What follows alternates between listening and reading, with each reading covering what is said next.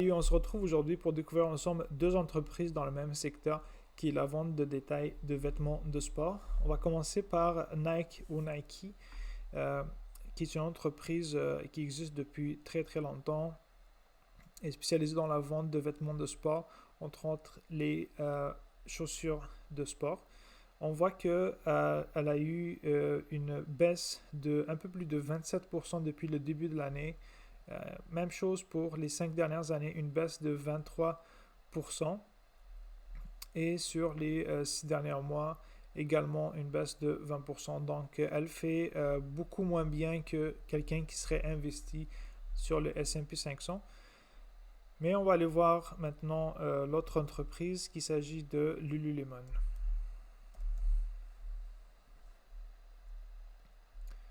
Dans le cas de Lululemon, on voit que depuis le début de l'année, il y a eu une baisse de presque de 25%.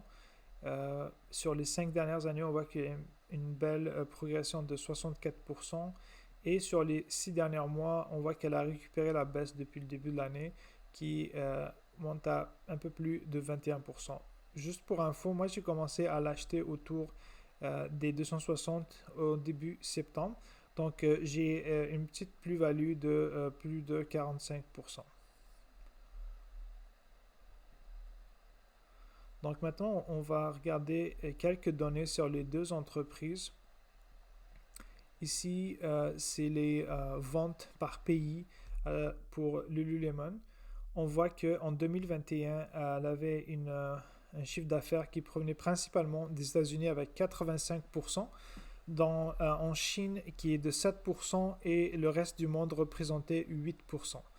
On voit qu'en 2022, une baisse au niveau des États-Unis à 84, augmentation dans le reste du monde et une stagnation au niveau de la Chine.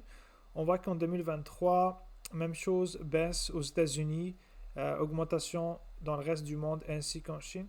Vous allez voir par la suite que ce n'est pas le même cas pour Nike, qui est un peu plus diversifiée. Donc, je trouve que c'est une bonne chose qu'elle se diversifie comme ça à travers le monde et de ne pas rester juste concentré sur un seul pays ou sur un secteur géographique. Ici, c'est le nombre de magasins qui sont ouverts entre janvier 2023 et janvier 2024. On voit qu'ils ouvrent de plus en plus de magasins à travers le monde. Ce qui est une bonne chose, ça veut dire qu'il y a une demande pour les produits de Lululemon. Ici, c'est les perspectives de croissance pour l'entreprise que les dirigeants s'attendent. En fait, pour 2024, ici, on voit qu'ils s'attendent à un chiffre d'affaires entre 10,45 milliards et 10,48 milliards, soit une croissance de 9%, ce qui est bon, mais c'est beaucoup moins que la croissance qu'elle a eue dans le passé. Ce qui est intéressant, c'est le projet qu'ils avaient, c'était de doubler leur chiffre d'affaires en 5 ans. Donc, ça avait débuté en 2021 où ils avaient un chiffre d'affaires de 6,25 milliards de dollars. Puis ils espéraient arriver à un chiffre d'affaires de 12,5 milliards en 2026. Si rappelons-le, en 2024, on est autour des 10,5 milliards. J'avais fait les calculs. Ça nous prendrait une croissance de 9 à 10% par année pour les 2 prochaines années afin d'arriver à ce chiffre d'affaires de 12,5%. Je trouve que c'est réalisable car elle avait une croissance de plus de 21%, c'est ce qu'on va voir par la suite, mais on voit qu'il y a eu une baisse de la croissance, donc 9 à 10%, je trouve que c'est réalisable. Ici, c'est des données qui concernent Nike. Donc, on voit que principalement, elle est dans la vente de chaussures qui représente 68%. Par la suite, c'est les vêtements avec 28% et l'équipementier qui représente un petit 4%. Ici, c'est ce que je vous disais, c'était où ce qu'elle vendait, où ce qu'elle faisait son chiffre d'affaires à travers le monde. On voit qu'aux États-Unis, C'est principalement ce qu'elle tire son chiffre d'affaires, pardon. Donc, ça représente 43% du chiffre d'affaires.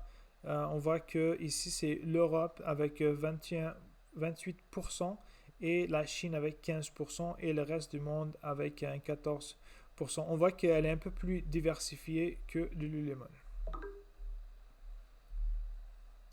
Ici, c'est les magasins en 2022. Pour Nike, on voit qu'il y a un total à travers le monde de 1032 magasins de Nike. En 2023, c'est 1045 magasins, ce qui n'est pas très énorme comme croissance. Mais Nike existe depuis très très longtemps, donc c'est déjà bien implanté à travers le monde. Mais également, ça pourrait nous dire qu'il y a de moins en moins de demandes pour les vêtements de Nike. Ensuite, ça c'est ici, j'ai tiré ça du site financier de Nike directement. On avait vu que principalement les ventes, le chiffre d'affaires provenait des ventes de chaussures. Donc, on va regarder la croissance pour ce dernier. Donc, on voit que en Amérique du Nord, on voit qu'il y a une baisse de moins 14% sur les 3 derniers mois et une baisse de moins 14% également sur les 6 derniers mois. En Europe, même chose, baisse de la vente des chaussures de moins 9%, moins 12% sur les 6 derniers mois. En Chine, c'est une baisse de moins 12%. Et sur les 6 derniers mois, c'est 8%. Asie-Pacifique et Amérique latine, on voit que c'est une baisse du chiffre d'affaires de moins 5%. Et sur les 6 derniers mois, c'est moins 6%. Donc, on voit qu'il y a de moins en moins de demandes pour les produits de Nike. Ce qui pourrait être inquiétant parce que ça pourrait impacter son chiffre d'affaires. Ici, c'est les principaux fabricants de vêtements de sport. Donc, ça, c'est les parts de marché pour chacun d'entre eux. Donc, on voit que c'est principalement Nike qui domine avec ses 27%, suivi de Lululemon 15%. Ensuite, c'est Adidas 10%. Under Armour, c'est 6%. Et les deux derniers qui sont arrivés, Alo Yoga et Vuori, qui ont une part de marché de 2 à 3% et de 3 à 4% respectivement. Mais j'ai vu qu'ils avaient de belles croissances ces dernières années. Donc, à surveiller. Par la suite, on va aller voir quelques ratios de valorisation. Pour cela, on va commencer par le revenu de l'entreprise ainsi que les marges nettes. Je vais juste mettre ça ici. Donc, pour les revenus de Lululemon, on voit qu'ils sont à 10 milliards de dollars comparativement à ceux de Nike qui sont de presque 49 milliards. On voit que c'est vraiment pas les mêmes proportions. Nike est bien plus connu que Lululemon. Elle existe depuis très longtemps, c'est connu à travers le monde, donc d'où ce chiffre d'affaires qui est énorme. Ensuite, c'est la marge nette. On voit que pour Lululemon, elle est de 17%. On voit que par le passé, elle était autour des 15%. Pour Nike, c'est 9%. Puis par le passé, était autour de 12-13%. Pour ce genre d'entreprise, les marges nettes ne sont pas énormes comparativement aux entreprises de technologie. C'est toujours autour de 10 à 15%. Donc, un 17% de marge nette pour Lululemon, c'est excellent. Ici, on va juste voir la croissance du chiffre d'affaires pour les entreprises. On voit que pour Lululemon, elle a une très belle croissance de presque 22% annuellement pour les 5 dernières années, comparativement à celle de Nike de 3,67%. Donc, ça expliquerait en partie pourquoi le cours de bourse baisse depuis les 5 dernières années. Ensuite, on va voir les ratios de valorisation qui sont le PER et le Price to Free Cash Flow. Présentement, Lululemon est à un Price to Free Cash Flow de 29 et un PER de 27. Comparé à ceux de Nike, on pourrait trouver ça plus surévalué, mais on avait vu que les croissances pour Lululemon étaient énormes comparativement à ceux de Nike, donc c'est pour ça qu'ils sont un peu plus surévalués que ceux de Nike.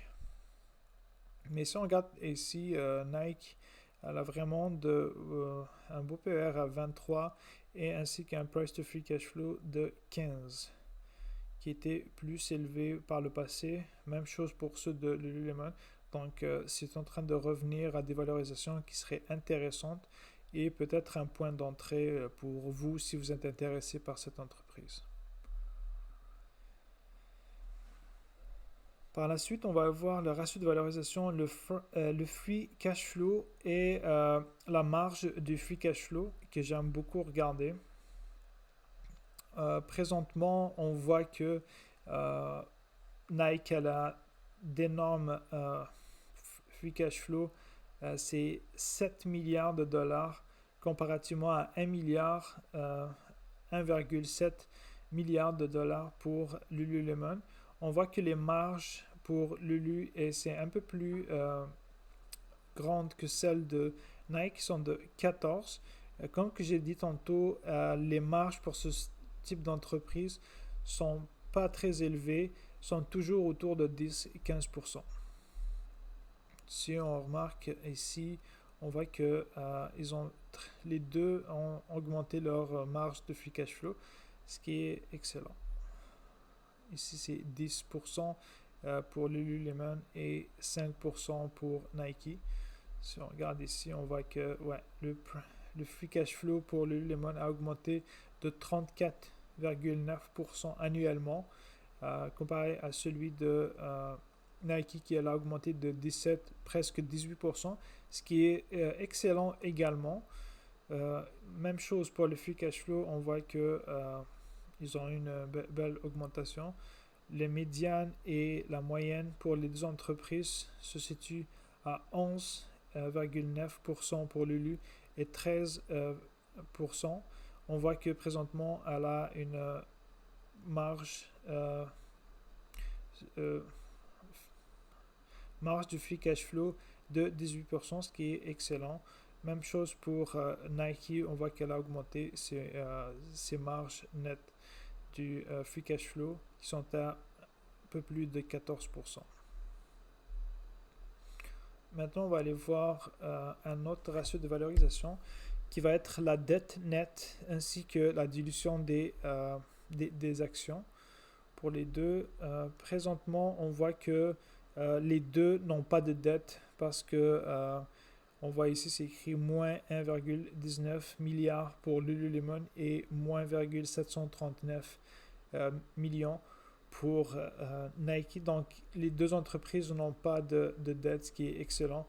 Même dans le passé, ils n'avaient pas de dette, ce qui est bien. Donc, ils étaient capables de payer leur dette. Ça couvre leur cash, dépasse leur dette. Ça, c'est excellent. C'est ce qu'on cherche dans des entreprises. Car il y a moins de risque de faire faillite si on n'a pas de dette. Donc, maintenant, c'est autour des rachats d'actions. On voit que les deux entreprises, si on regarde ici, on voit qu'ils sont à 1,5 milliard d'actions rachetées par Nike ainsi que 122,80 millions d'actions rachetées. On voit que c'était beaucoup plus élevé par le passé. Donc, c'est une bonne chose. Les deux entreprises rachètent des actions.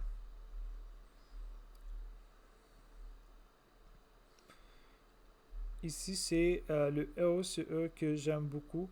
Je l'ai laissé en dernier, mais c'est le plus important selon moi. Et également, ça va plus concerner Nike qui verse un dividende. Je l'ai juste mis là pour voir si c'est sain. Est-ce que l'entreprise est capable de payer son dividende ou non? Donc, on va commencer par le ROCE. On voit que les deux entreprises ont un ROCE d'un peu plus de 20%. Pour Lululemon et de 45%, ce qui est excellent, puis pour Nike est de 20%. Ça, c'est ce qu'on cherche dans l'entreprise. Le ROCE, c'est le plus important parce que ça représente le retour sur investissement pour chaque dollar investi par des investisseurs. On va regarder la moyenne de ROCE pour chacune des entreprises. On voit que la médiane pour Lulu est de 39 et la moyenne de 36. On voit que pour Nike, c'est 21 la moyenne et la médiane est 21 également. On voit que présentement est autour de sa moyenne comparativement à celui de lui qui l'a augmenté. Donc, c'est parfait. Maintenant, c'est le free cash flow payout ratio. Il y a des mondes qui utilisent juste le payout ratio qui va être plus le bénéfice net. Mais moi, j'aime utiliser le free cash flow parce que je pense que ça représente plus. C'est grâce à ça qu'elle paye son dividende. Donc ici, on voit qu'elle a un free cash flow payout ratio de 33%. Donc elle utilise 33% de son free cash flow pour payer le dividende. C'est pas très très bas, puis c'est pas très élevé non plus, c'est juste parfait. Donc elle est capable de payer son dividende, il n'y a aucun problème à ce niveau. Donc c'est à peu près tout pour aujourd'hui. Donc si vous avez aimé, je vous invite à liker puis à vous abonner, puis on se retrouve pour une prochaine vidéo.